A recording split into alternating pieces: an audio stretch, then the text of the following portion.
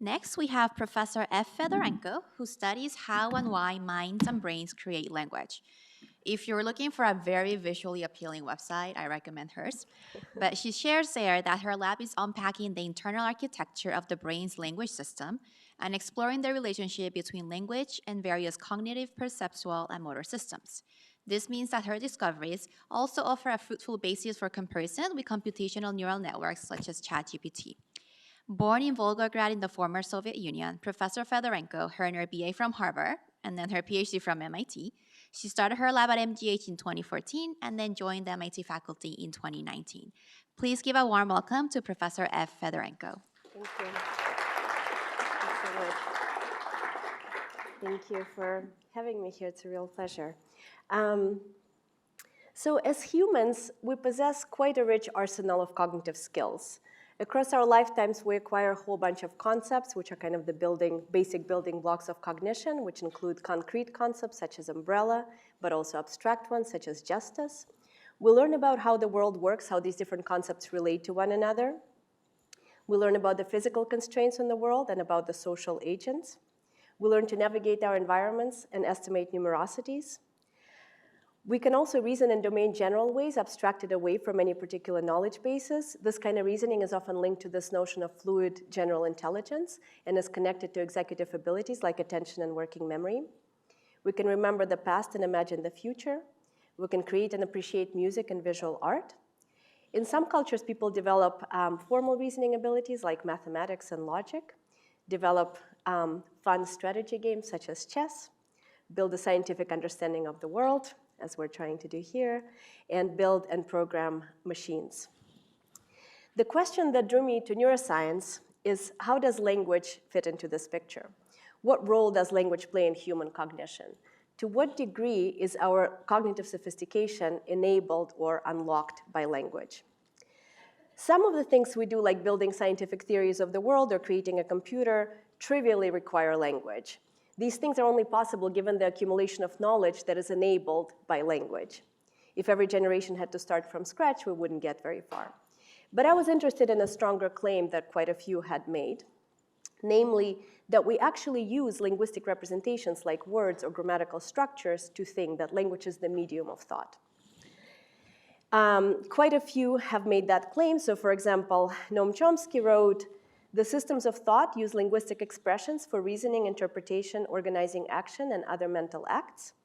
A substantial part of what we call thinking is simply linguistic manipulation. So if there's a severe deficit of language, there will be a severe deficit of thought." Now, he states these things as if they're facts, which is just how he tends to write. They're of course not. They're hypotheses, and I wanted to evaluate these ideas empirically. As a first step, I had to figure out what mechanisms in our brain process language, so I spent about 10 years trying to do that. For the purposes of this talk, the key things you need to know are the following. So all of you, each of you, have a set of areas in your brain. They're basically on the side of your lateral temporal lobe and the left frontal lobe. In maybe one or two of you, it may be in the right hemisphere, but in the vast majority, it's in the left.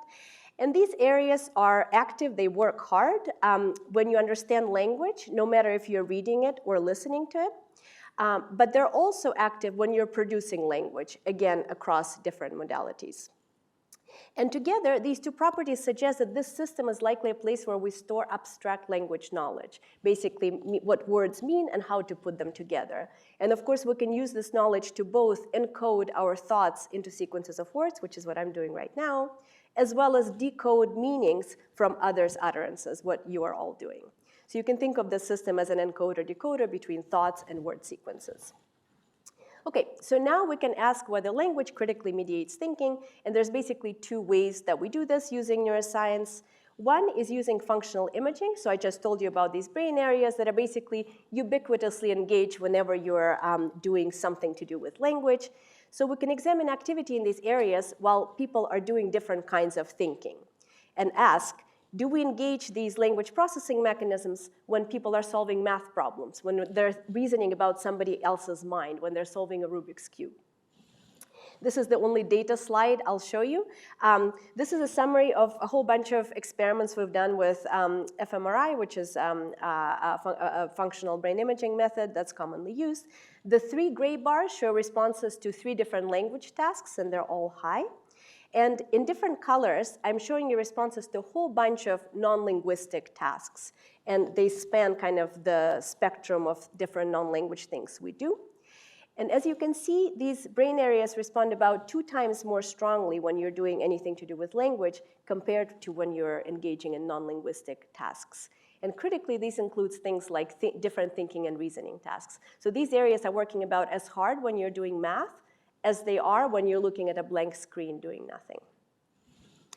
Another approach is to examine cognitive abilities of individuals who have damage to this system. So for example, we have individuals with so-called global aphasia. So it's a very severe linguistic impairment with profound deficits in both understanding and producing language. And we can ask, okay, these patients can't do language anymore, but can they still do math?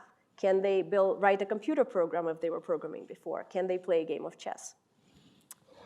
And it turns out that in spite of their severe linguistic deficits, these individuals can think just fine.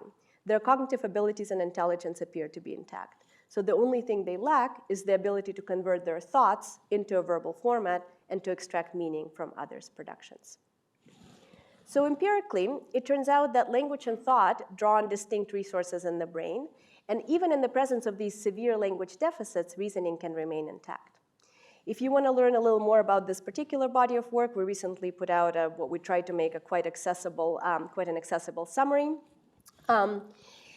And so just like we use neuroscience to understand how language relates to reasoning, we and many others have also been asking, are there dissociations in the space of thinking and reasoning, or is that just one big undifferentiated mess? A few distinctions have indeed been discovered. So for example, our reasoning about the social world and the physical world appear to rely on distinct systems. Our abstract problem solving is separate from both of those and also shares machinery with mathematical reasoning and a few related abilities. And our ability to self-project into the past or the future also appears to be distinct and linked to our system for representing space. Now, as I told you, all of these systems are distinct from the language system. But of course, the language system has to work closely with all of them. After all, using language, I can tell you anything that's on my mind, from why giraffes have necks, to what I think about my neighbors, to how to solve differential equations. And this very ability of language to reflect the contents of our minds has led Alan Turing to propose his famous test, where by linguistically interacting with an agent and probing their knowledge and reasoning capacities, you can try to make an inference about whether they're a conspecific or a machine. And of course, modern AI systems such as ChatGPT are trained on massive amounts of language data, and their abilities seem to go quite beyond linguistic abilities. So how do we think about this language-thought relationship in the context of these large language models? So we've recently argued that insights from the human brain, where linguistic ability is quite separate from knowledge and reasoning, can help us both think about these language models, and evaluate them. In particular, we draw a distinction between what you might call formal linguistic competence and functional linguistic competence. So formal linguistic competence is basically what I told you when I said knowledge of language, right? Knowledge of words, how to put them together, kind of the grammar of the language. And in humans, these abilities draw on this specialized system that I described to you. In contrast, functional linguistic competence has to do with the ability to use language in the real world to accomplish goals, to do things like acquire new knowledge, share ideas, give and follow instructions, build relationships. And in humans, we argue that this kind of competence requires fast and continuous interactions between this core language system and various other cognitive systems, like those that support physical and social reasoning, episodic memory, and so on. And we argue that LLMs have basically mastered formal linguistic competence. Their linguistic abilities are fine.